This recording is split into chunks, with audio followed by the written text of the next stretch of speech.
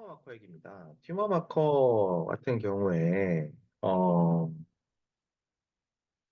뭐랄까요. 사실 우리나라 사실 이것도 진짜 할 얘기가 많지만, 이게 건강검진에 필요 없는 항목이 많긴 하죠. 사실. 크게 도움이 안 되는. 그러니까 도움이 안 되는 정도가 아니라 사실은 해가 될 수도 있는 거긴 한데요. 어쨌든, 튜머 마커는 기본적으로 캔서 스크리닝에 쓰는 게 아닙니다. 캔서 스크리닝에 쓰는 튜머 마커는 관함 고위험군에서 알파 피토 프로테인 정도가 제일 확실한 거고요. PSA만 해도 뭐 논란이 좀 있고요. 근데 그 정도까지는 오케이.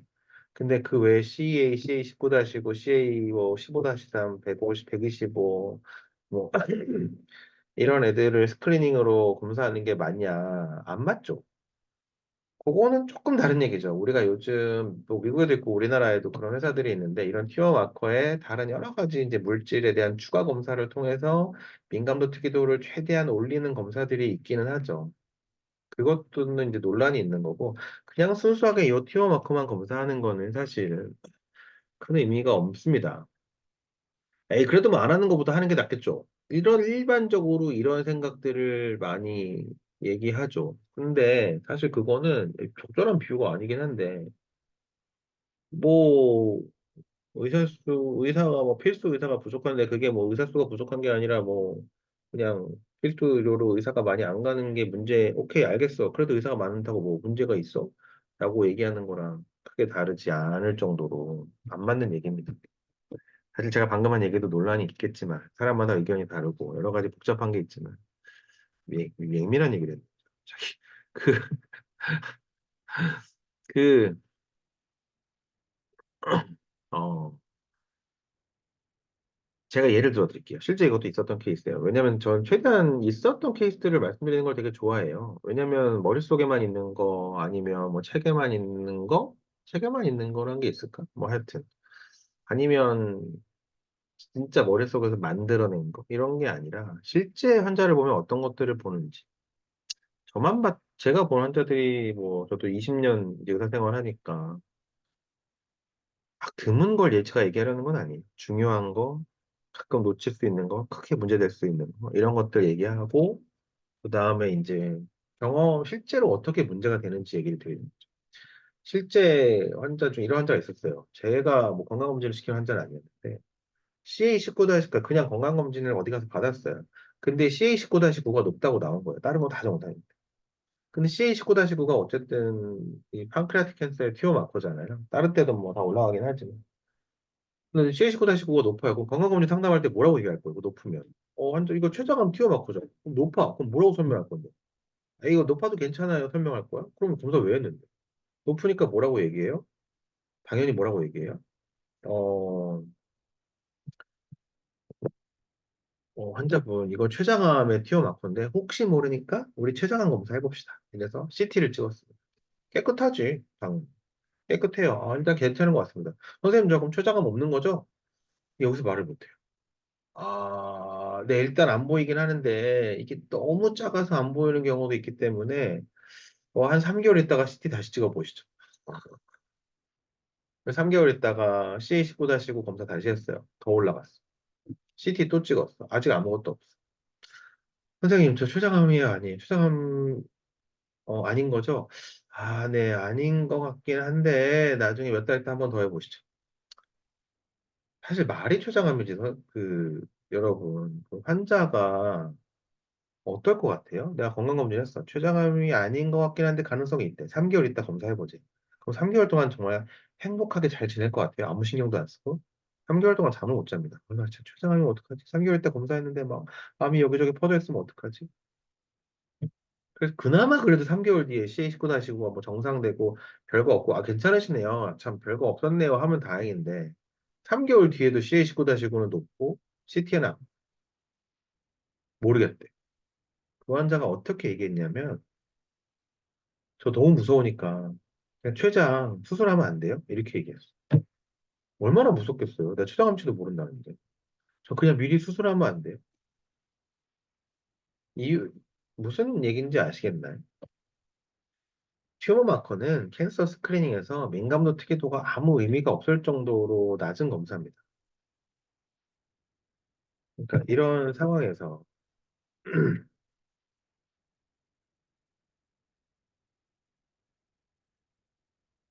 잠시만요.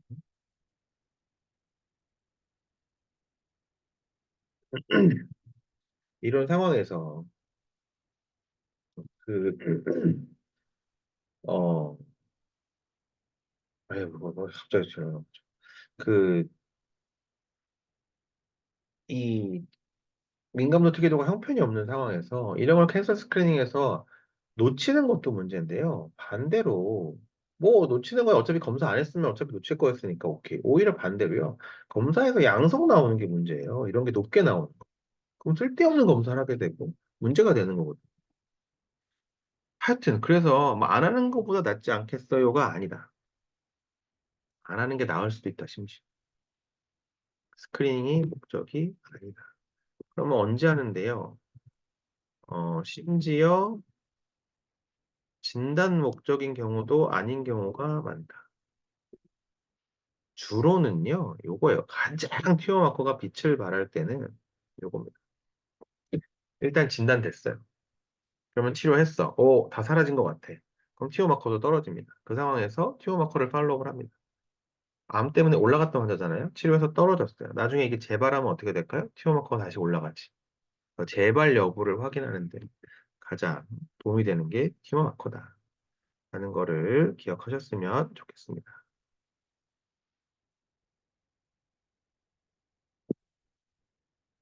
바이러스랑 휴먼 캔서. EBV는 아까 얘기했죠. EBV 정말 많은 림포마들, 버키 림포마뿐만 아니라 포스트 오간 트랜스플란트 림포마, 프라이머리 CNS DLBL, 뭐 익스트라노드나 NKT 셀 림포마, 네이절 타입, 뭐 쭉쭉쭉 얘기했었죠.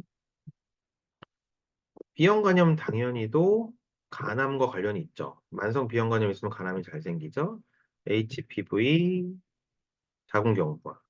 그래서 우리가 암을 예방하는 방법 중에 이런 얘기가 있죠. 예방접종, 비형간염, 그리고 HPV 예방접종하면 암을 예방할 수 있죠. 자, 암 예방에는 어떤 것들이 있나요? 담배가 1등입니다. 제일 중요합니다. 식습관 중요하죠. 대장암 같은 거 예방하기 위해서. 위암 얘기. 그다음에 술도 너무 많이 먹으면 이제 뭐 간암, 대장암 이런 거 생길 수 있어요. 운동도 대장암을 예방하는 좋은 방법이죠. 비만도 암의 위험자입니다. 유방암, 뭐 대장암 이런 거. 비형간염 예방접종, 성매개 감염 조심하는 거. 그다음에 요거는 이제 발암성 물질 노출되는 거. 안전수칙 지키기. 이것도 정말 중요하죠. 건강검진은 빠짐없이. 그러니까 암이 생기는 걸 예방하는 것도 중요하지만 조기에 진단하는 게 정말 중요하죠. 사실 우리가 암에 이렇게 치료율이 높은 거에는 이 조기 진단이 가장 큰 역할 중에 하나를 하죠. 발암성 물질에 노출되지 않도록 하는 거는 야들 요즘은 조금 더 폭넓어지고 있긴 합니다. 사실 뭐 그냥 뭐 특별한 환경에 일하는 사람만 해당하는 거 아니야? 라고 생각할 수도 있지만 그 우리가 조리할 때 쓰는 가스불 이런 것도 우리가 이제 발암 물질로 인정이 확실히 되거든요. 그래서 그런 것도 이제 직업성 재해로 인정이 되기도 합니다. 그쪽 요리하시는 분들. 사실 그래서 요즘 인덕션 이런 거 많이 쓰긴 하지만 혹시라도 가스 아직도 쓰시면 이렇게 좀 환기가 잘 되는 곳에서 켜고 하는 게 좋습니다. 자, 암의 조기 진단에 유용한 검사의 조합은 유방암 맘모그라피, 자궁경부암 팝스미어, 대장암 스트로콜트 블러드 테스트, 체스트 엑스레이는 아닙니다. 여기 체스트 엑스레이는 아니고 어, 그 로도즈 체스트 CT는 우리가 하고 있죠, 우리나라에서. 유방암 조기 진단 앞에서 했죠. 맘모그라피.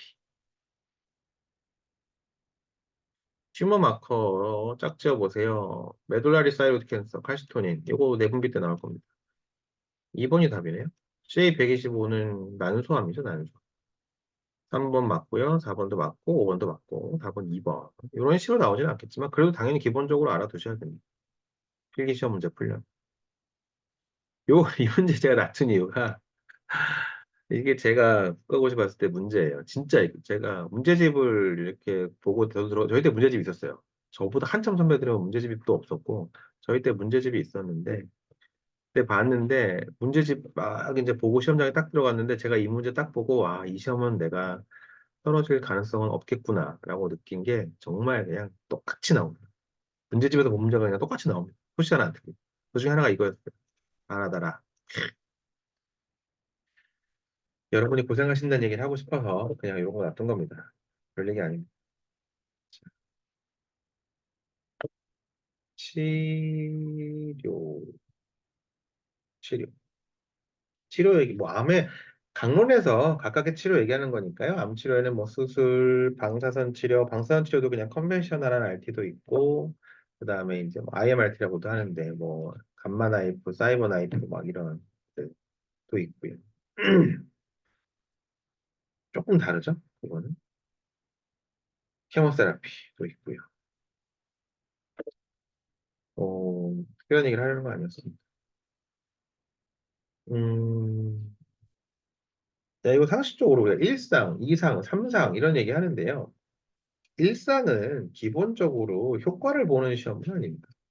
그냥 용량 같은 거 확인하고 부작용 보는. 2상부터 효과를 보긴 하는데 헤드 투 헤드라고 하죠. 우리 여러분이 사실 그 책이나 이런 데서 보는 시험은 다 페이스 3입니다. 기존의 치료가 없었던 경우는 플라시보랑 비교해서 효과가 있는지 없는지. 그다음에 기존의 치료가 있었다면 기존 치료에 비해 얼마나 우월한지를 보는 게 페이스 3죠. superior to standard or no treatment. 이게 페이스 3를 거쳐야 이제 우리가 아, 이 약이 효과가 있구나, 의미가 있구나.